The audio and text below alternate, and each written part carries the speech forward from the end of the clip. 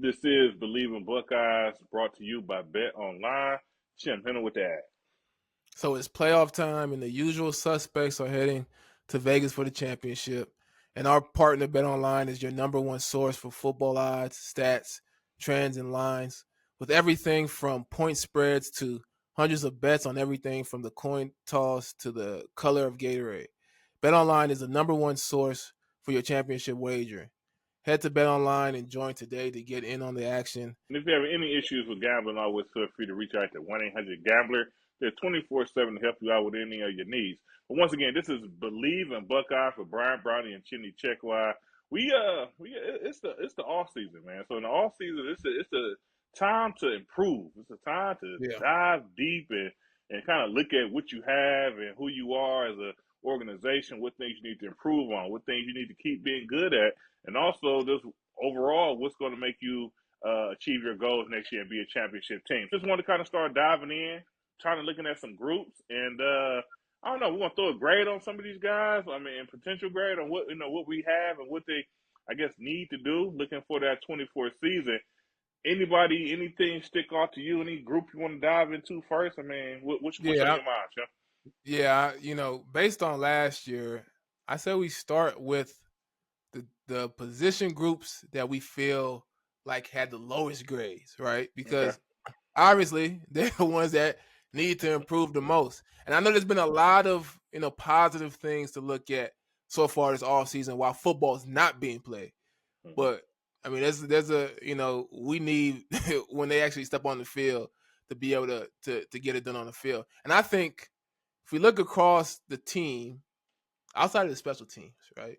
Um, I think position wise, the tight ends, Mm. and even the offensive line are two areas where we probably need some of the most improvement. And I'm looking just based off last year, um, and who has left. I don't know. I think both of those groups are around a C grade in my mind, Mm-hmm. just based on last year. And I don't think there's been a ton of improvement so far in the offseason. Obviously, we had a couple transfers coming in that add some depth. Um, but yeah, I think they were based off last year who they got coming back around average now, and hopefully you go into the spring and coming out of the spring, they're looking better than what we saw last year. What do you think? Yeah, so I guess first let's dive into it on the tight end side of things. So, I think last year, going towards the end of the year, I believe the dispatch kind of came up with some grades for the position groups, and I believe the tight ends had like a B plus grade there, and that's essentially off the 23 play. Yeah, Year 23 is over, and the big reason they probably got that BB plus is because of Kay Stover, who's no longer in the position room. So, like you said, we brought in a guy out the transfer portal from Ohio, Will Kamarick.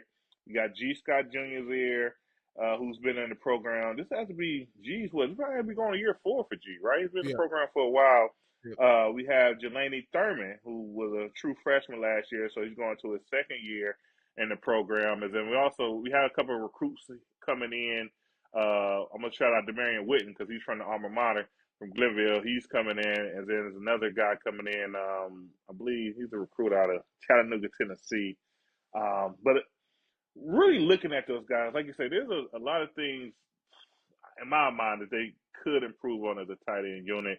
When most of the guys I'm naming, you start looking at the G. Scott Juniors, Demarion Witten, Jelani Thurman, like a lot of these guys kind of pop up almost as like wide receiver type of guys, big Yeah, wide receivers. yeah. I don't know how much traditional tight end play we usually get out of. Once again, I'm gonna not pick on G, but bring him up the most because he's been in the program the most.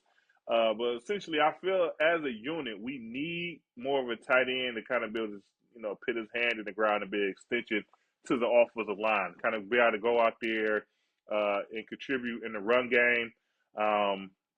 Just line up and kind of base block some DNs, maybe work on some double teams with offensive tackles to the second level, catching linebackers, things of that nature. Last year, usually what we see out of tight ends, be frank, we usually kind of see them doing a lot of motioning. Right, we Yeah. kind of motion them around, and after off the motion, they kind of are responsible for blocking the guy from there. But I feel like it's a huge gap It's a huge thing that they basically could improve on is just kind of being able to line up at the end of the line of scrimmage next to offensive tackle and be able to kind of really operate from that position on the field. So once again, they got a lot to prove. So I mean, that Yeah. grade of a C that you gave them, I feel that that's pretty. I agree. A C is a good fitting spot for them just because it's a phantom position. We just don't know what we're about to get out that tight end bunch, and we had to go into the season and spring coming up to kind of see what they could do and how they could improve. Yeah, I agree. I think even with Stover last year, when it came to blocking, I don't think the tight ends performed to the level that you want them to be able to perform at to get that run game going and to be just effective overall up front. The other group is the offensive line, Yeah, and I'm interested in you being the former offensive line here in this podcast. I'm interested in what your grade would be for that group coming out of last year, based on who they have returning, the guys they yeah, have coming in, and where there may be some opportunity for them to, you know, improve some more and be yeah. more effective moving forward. Yeah. So I personally got them at the, let's say, C plus B minus range. I mean, coming off of last year, definitely some things that they can improve on. And mostly, I would say this all the time when it comes to our offensive line, it's really the mental work of it Yeah, that kind of where they're kind of was lacking. And when I say the mental work is just, it seems like a lot of times they was going the wrong direction and trying to block the wrong people, not identifying linebackers, guys in the second level who they're responsible for.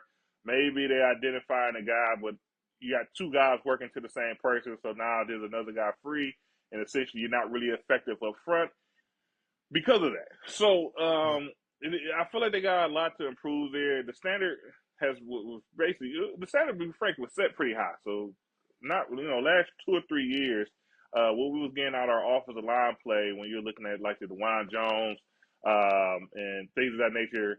It was just really high end, right? And then kind of you're looking at the several guys that's been there for like the last, I don't know, let's say 8 to 10 years. I mean, just really high end players, and I feel like we got those type of guys, but they got to be able to kind of take that and translate it to the field. So yeah, when you're looking at guys like Fryer and Simmons on the offensive tackle positions, you only expect them to improve, right? I mean, physically up front, when they appear to know going to the right guy, they tend to usually get the job done. But a lot of times when it comes, especially Simmons, it's just a lot of times it's just little stuff. I kind of spoke about it right after the bowl game. Like we're running to the left.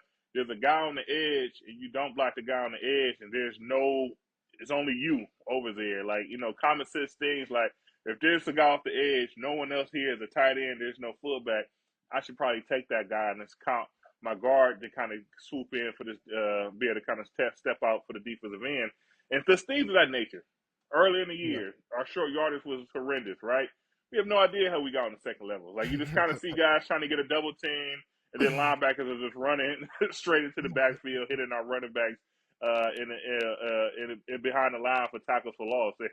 And it improved, right? But it's just once again it's another position where they kind of have to prove it, right? We know we got some talented guys there. We know we got some young guys that probably would kind of get into the mix, and obviously we got Seth coming in from Alabama out the transfer portal. So Yeah.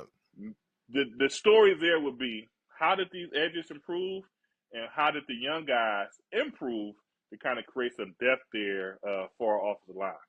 Yeah, I mean, I think you mentioned it, man. You got the talent in the room. Got some young guys who, a guy like Luke Montgomery, who was a high prospect. You expect some more growth out of guys like that.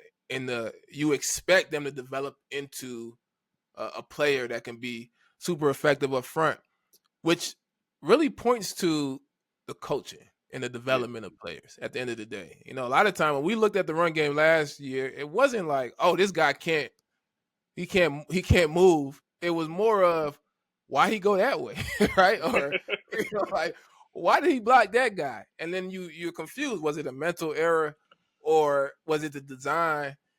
And I think when you grade out this offensive line, it's not a grade just for the players. Like honestly, it's really a grade for the unit, including the coach. So you mentioned 31 is short yardage.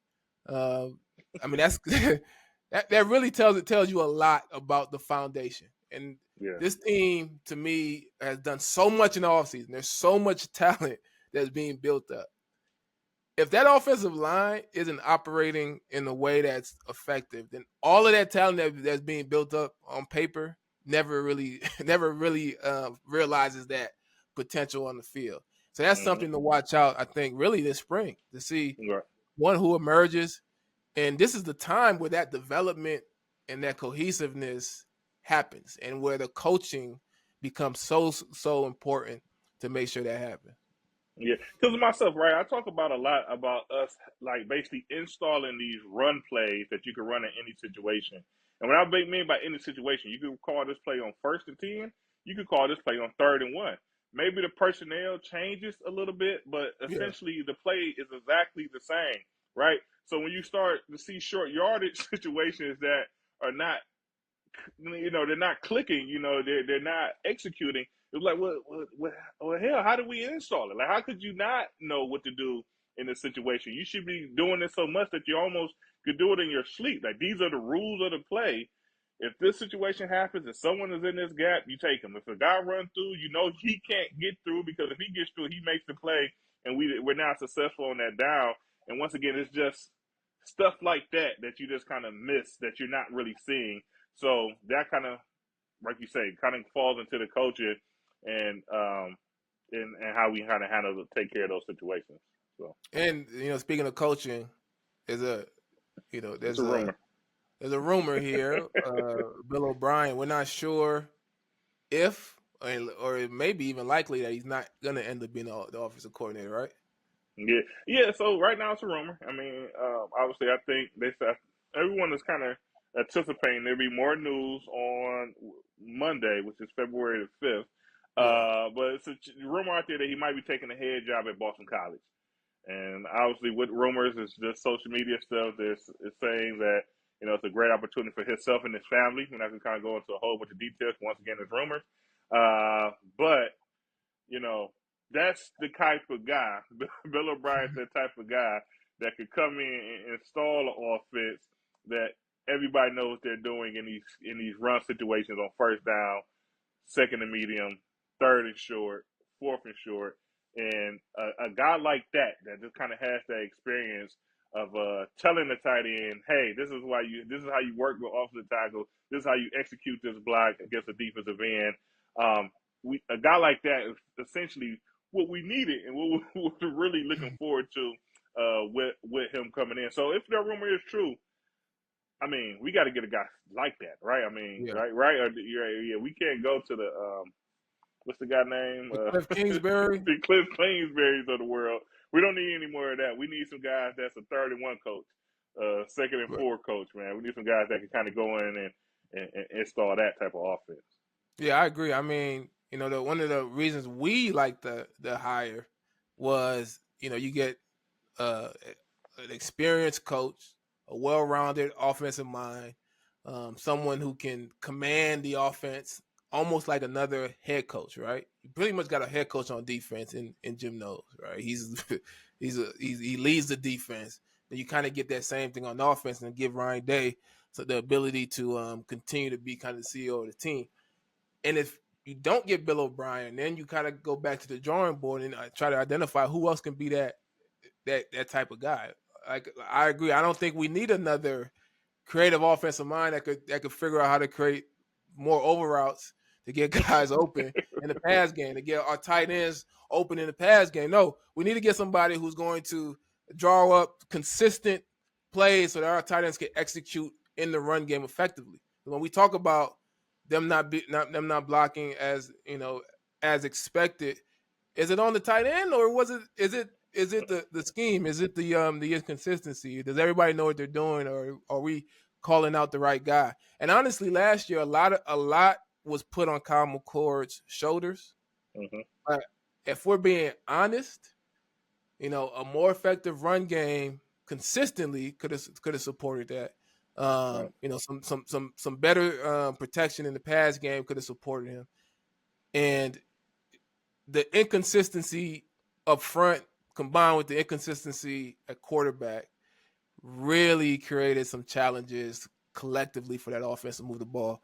And yeah, Bill O'Brien would be the type of guy that can support that consistency. And I'm not sure who else is out there. I'm not sure who else Yeah, it's kind of tough to say. But yeah, but you know who is available, and I know this guy's available for sure, right? For sure. Who's that? Mike Vrabel is available, man. You know, you would say he's a defensive guy. We know it, but you know, he played tight end and caught a lot of touchdowns He did. for the Patriots and Coach Bill Belichick, man. So, you know, I mean, obviously that's not his bread and butter, but I know he could go in there and coach. Somebody was getting somebody from the Patriots, right? Bill's out there walking around too, Bill out right? there rocking around too, man. Yeah, I I don't know know he how want old that he is head now, but down, but he could come in and do something. But I mean, and they're not your traditional offensive coordinator, but man, we don't need necessarily another creative offensive passing mind, right? We got enough of those guys in the road, man. Let's get a guy who's going to make sure everybody's in the right spot and create the consistency on the offensive side of the ball that we saw on the defensive side of the ball. yeah, that's for sure, man. But yeah, man. So I mean, obviously, we wanted to kind of talk about that. Obviously, if you caught our show last week, we had one of my big bros on the show, man, Pierre Woods, who went to that school up north, and it was a great conversation, man. We got to kind of hear essentially his perspective, and by his perspective, I mean the same thing as when he's talking to his guys, you know, the Yeah, guys that he played ball with at Michigan, how they have been kind of viewing the situations, right? We know that Michigan's been in some situations over the past few months, and now Coach Harbaugh is gone, and things of that nature. So, you know, we wanted to kind of hear from him, let him speak his piece. Before the show, you know, we kind of had our kabats to everything, but before the show, we wanted him to kind of be able to kind of get out his side of view on things. But yeah, we want to kind of dive in on that, man. I mean, like, you know, Harbaugh's gone, right? So, how do you feel about that? I mean, I think his record against Ohio State, I think, is ending like 3-5 or something. So he wasn't successful against Ohio State, but he did leave with the last few wins there. yeah, But he's now gone. He's out the rivalry for us, man. How are you feeling about that, man? yeah. So you know, I think a great coach who created a certain level of success would leave the program in better shape when he leaves than when he got there. Mm-hmm. Now, him at this point, is Michigan in a better position now than it was when he got there? It could be debated. They may be depending they may be because they have a national championship trophy there. And you could live a few years off a national championship. Like Mm-hmm. you could lose 2-3 years. You could use a few decades off of that. Right. Yeah, You can still eat off that national check. That's like yeah. that's like storing up some food for for the winter. Like you could eat for a little bit off that national championship. However, I mean they got some challenges ahead. Depending on what the NCAA does, I mean, I got very little respect for the NCAA overall. I don't know how they make decisions about stuff. It's so random to me. But depending on how they come down when it comes to the cheating scandal aspect of it, which is a real thing that happened, Yeah. but it's almost like they beat the case on the field by winning the national championship. But they still have to come down with something. Then you got he took so many of the coaches. He took Yeah, the yeah. coaches with him too. So I just think overall they have an uphill battle, and I do not agree with Pierre. I don't think they are looking at an 11-1 season. I think they're much closer to an 8-4 season than an 11-1, in my opinion. Yeah, I agree. I think they're gonna have they're about to find those struggles. I mean, it's funny, like you know, you say NCAA and like the NCAA, they have to be kind of hearing all this noise. I mean, a lot of people are calling the NCAA weak at this point. Like, yeah, Yeah, NCAA, like, I mean, what a better time to kind of maybe get your power back and coming down, and dropping the hammer on the team up north and do something that to let people know that you guys are still here, you guys are still kicking, and you guys are still to be respected. So, man, I don't know, man, but I don't. Once again, I do agree that Michigan is going to probably lose a handful of games. I mean, we went over the schedule. Well, I don't know if we went over the schedule. They got a tough schedule, they right? They got got to. to play a lot of good teams. And due to that, with them just losing so much, and the way they play the game, I think they can find themselves in a simple situation when they lose 4 or 5 games and not see themselves back into the not into that 12 game playoff, right? I think I just that's my opinion of them coming into this year. So yeah, I think Harbaugh, like he kind of, I think everybody's kind of running from that NCAA. I don't know, like you said, you think they kind of weak, but a lot of people kind of departed, ran away, and obviously they're not coming back anytime soon. Right. And then Coach Moore, he's going to have to kind of deal with that. However that comes down, wherever they do, whether they take stuff away, which most likely, in my opinion, you kind of have to do. If you're going to be any way to punish someone, you have to do something like maybe take away some scholarships, things of that nature, and make you kind of operate not with your full hand in that type of order, but we'll have to see, man. and it's the thing that's a little, I guess, odd to me because you promote more. Um, you lose some offensive linemen. I think that's going to hurt them. I thought the offensive line was their best position group. We talked about our worst, right? I think that was their best. Yeah. And Moore's an offensive line coach, so maybe he has some type of magic that he can do to make sure that next group of guys are ready to go. But it's like every coach is just getting promoted. It's like, Moore becomes the head coach, and then somebody else gets promoted to being the offensive coordinator who's already on staff. Then somebody else gets promoted to be the offensive line coach. Then you get the guy, somebody else, assistant or something, to be the tight end coach. It's just everybody just kind of just moving up the ladder. At some point, they got to bring somebody in. Like, go get somebody that's a hot coach out there and bring them in. But I think it works. I think this first season is the season where keeping everything the same gives you your best opportunity to win. I think as they go on, not bringing in the top coaches and getting the top recruits is going to hurt them every year moving forward. So it's not just this season. I think they're every year they move forward, it's going to get harder and harder for them to win. Yeah, but we'll see. I mean, obviously it's Michigan, so as long as we got to get back to taking care of that business in November, and that's really what it really comes down to, man. But kind of want to dive into the news around Ohio State. We got some new recruits. Carter Lowe, offensive tackle out of Toledo, Ohio, commits to Ohio State for the 24 class, and then also cornerback Naeem Offord. I think he's rated. It's funny. Every time I feel somebody commit, they're the number one player. But it's like he's the number one player, cornerback committing out of Birmingham, Alabama. And I'm sorry, that's for the 25 class. But I want to kind of speak back about that Lowe commit because Lowe's rated the number 2 player in Ohio, the number 1 player in Ohio. He's been committed for a while. St. Clair, the quarterback. And then also the number 4 player is Bo Jackson. Bo Jackson, who was a running back out of the Cleveland area named Bo Jackson, who's committed to Ohio State as well. And so, I mean, when you're looking at the list of Ohio, like we've been talking about it on this show for a year now, but we talk about building that gate around Ohio. And right now, if you look at the boards, like the top 3 or 4 guys of the state are all committed to Ohio State and committed, pretty early.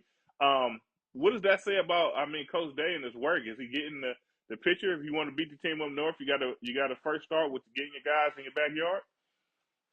I think a little bit of him getting the picture. But I think the bigger thing is that Ohio has good players. Like, I'm not saying they haven't always had good players, but there's been, I feel like in recent years, there's been a couple years because the guys they're getting aren't guys that were 2 or 3 star guys that they found, and this guy's going to be a great player that nobody else saw. These are nationally ranked, high level, high talented guys that everybody knows, right? Oregon will come in here and offer them. USC will come in and offer these guys. Like, so they're still kind of on the same track. They're getting the top players in the nation. It just so happens that the top players in the nation are actually here. Now, there's some times where there's guys in Ohio that aren't as highly rated that go play somewhere else, and they still are the top players in the nation. I don't know what Kobe Bryant was rated. He stayed in Ohio, but he didn't come to Ohio State, and I'm not sure Ohio State really recruited him that hard. I don't know how high he was rated, but sometimes you have some guys who can play, but the Kobe, the nation cornerback. They're not talking about the basketball player part. The right, cornerback got to right. So I think part of it is him getting the picture, but I think the other part of it is these are top level guys. Yeah, you have no choice but to recruit him. Right. I mean, because sometimes you get the feeling that he wasn't the Ohio State, not he. The Ohio State wasn't really getting a lot of Ohio guys because they just was once again getting the national recruits, and just so happened maybe the national recruits wasn't in Ohio. But I mean, I don't know. I feel good about that, man. I like the fact that he's getting Ohio guys. We got Trey McNutt. He's one of the top players in Ohio. He's finished like that 3 slot. He's got an offer. He hasn't committed, but his father is a former Buckeye. So always if you don't get the former Buckeye, I'm not gonna say we really dropped the ball recruiting. He just really wanted to go somewhere else, and there's really nothing you can do about that. But we'll see with him as well there. And obviously we got guys, man. But I like the fact I like Ohio guys being on the team. To me, it's just this is a dream for them to come here. Maybe other guys, yes, you can kind of say that, but they might have some other schools in their dream as well. But you grow up in Ohio, most likely Ohio State was that dream school for you. When it comes to cornerbacks, though, I feel like they're getting every 5-star corner that exists. Devin Sanchez commits, and the number 1 corner in the country is a Buckeye. And then Naeem Offord commits, now the number 1 corner in the country is a Buckeye. I don't know who's number 1, but everybody who's sniffing that number 1, number 2 slot, shoot, they're on Ohio State's roster. So shout out to Coach Walton. Doing the work, man. Doing the work. He's challenging Heartline for top level recruiter award, man. Yeah, that's for sure. He's putting up some numbers right now. But before we end the show, you wanted to shout out Archie Griffin. The news broke, I guess this week, that he will be getting a statue at the Rose Bowl. Said 1 or 2 players to start 4 games at the Rose Bowl. I'm like, man, obviously, he's always legendary, right? Only got to win the Heisman twice. But man, that just kind of goes to his legend right there. 4 games at the Rose Bowl, him starting there. And then Chim, we won the Rose Bowl, right? Yeah, we won a Rose Bowl. We won a Rose Bowl our redshirt junior year. Your redshirt junior year. Real quick, but what you remember? The thing I remember the most is winning a bowl game. We had lost 2 national championships, then lost a close one, super close one, to Texas in the Fiesta Bowl the year before. And Oregon was Oregon was hot. It was a hot team, hottest offense out there. Defensively, we were able to slow down that offense. Some help with LeGarrette Blount fumbling the ball when he was on a little bit of a tear. But yeah, I remember that, and I remember celebrating after. It was the first time we won a bowl game, and we celebrated like we were. At least I celebrated like I was staying in California for another week. And I was right with you. But it was good time. But continue to log in and follow us for the next couple of weeks as we break down these position groups. You can follow us on all the major platforms. Our podcast, Believe in Buckeyes, on Apple, Spotify. Follow us on YouTube. Getting our followers up there. So, keep getting them followers up. We eventually, maybe in the season, we can start kind of have some live shows. So, really been appreciating the love there. But as always, we're going to end the show with a nice OH. Ayo. Go Bucks. Go Bucks.